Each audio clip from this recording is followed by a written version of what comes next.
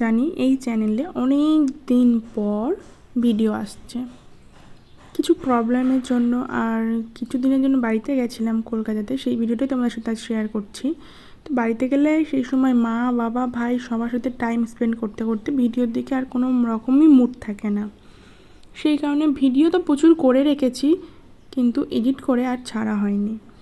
তো এখানে দেখতে পাচ্ছ আমি এই যে ভীষণভাবে হাসছি, কারণ আমি যে কলকাতা চলে যাচ্ছি সেই কারণে বাবাই ভীষণ মন খারাপ করে বসেছিল। তো ওকে একটু হাসানোর জন্যই আমি এমন ওকে রাগাচ্ছিলাম। আমি একাই গেছিলাম কলকাতাতে, কারণ বাবাই ছুটি ছিল না, আর যেহেতু পুজোতে আমরা দুজন একসাথে যাব সেই কারণে ও রাখি বন্ধনের সময় ছুটি নেয়নি। তো আমাকে ওই এয়ারপোর্টে দিয়ে গেছে, চেকিং করিয়ে বোর্ডিং পাস নিয়ে বসেছিলাম। এরপর আগরতলা এয়ারপোর্টে দুবার চেকিং হয়, সেই জন্য বোর্ডিং পাস নেওয়ার পর প্লেনে তোলার সময় যে চেকিংটা করে সেটার জন্যই লাইনে দাঁড়িয়েছিলাম। চেকিং করা তো কমপ্লিট হয়ে গেছে, এখন আমি প্লেনেও উঠে গেছি। এরপর দেখতে পাচ্ছ উইন্ডো দিয়ে তোমাদেরকে দেখাচ্ছি, আমি উইন্ডো সিট পেয়েছিলাম। তো চলো তোমরা এনজয় করো, আমিও এনজয় করতে পারি।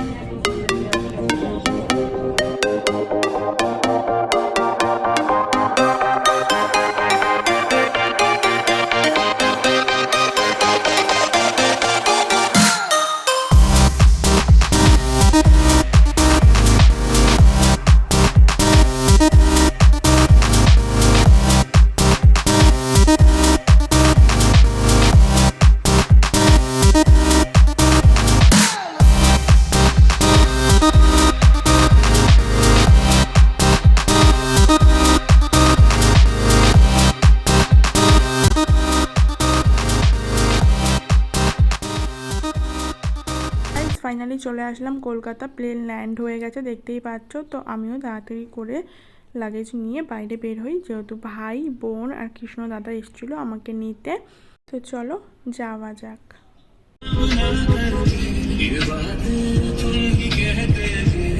জীবনে এমন একটা মানুষ থাকা দরকার যার কাছে কখনো ছোট হতে হবে না, যে কখনো আত্মসম্মানকে আঘাত দিয়ে অন্যদের কাছে ছোট করবে না। মানুষটা থাকবে একান্তই নিজের। এই ভিডিওটা হচ্ছে পরের দিনের ভিডিও, যেদিন রাখি পূর্ণিমা ছিল। যেমনটি বলেছিলাম, বাড়িতে গেলে মা বাবা ভাইয়ের সাথে সময় কাটাতে ভালো লাগে, তখন আর ফোনের কথা মনেই থাকে না। যদিও বা ভিডিও করে থাকি, সেগুলো তো এডিট করার কথা মনেই থাকে না।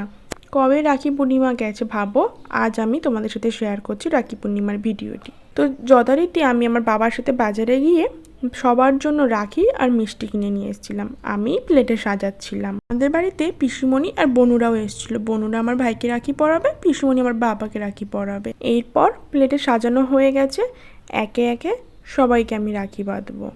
আমার একটা ছোট নীলু সোনা আছে, আমার এই ভাইটার নাম হচ্ছে নীল, আমি ওকে ভালোবেসে নীলু বলে ডাকি। ও ভীষণ লজ্জা পাচ্ছিল ভিডিও করছিলাম বলে, না হলে কিন্তু ভীষণ দুরন্ত।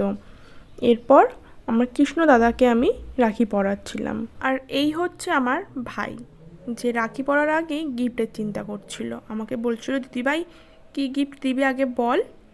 তো এইসবই আমরা জাস্ট একটু মজা করছিলাম। তো এরপর আমি ভাইকেও রাখি পরিয়ে নিলাম। আর আমার মামার ছেলেদেরকে খুব মিস করছিলাম, যেহেতু বড় ভাইয়ের শরীর খারাপ। মামাদেরও আজকে আসার কথা ছিল, কিন্তু ভাইয়ের শরীর খারাপের জন্য আমাদের বাড়িতে আসতে পারিনি।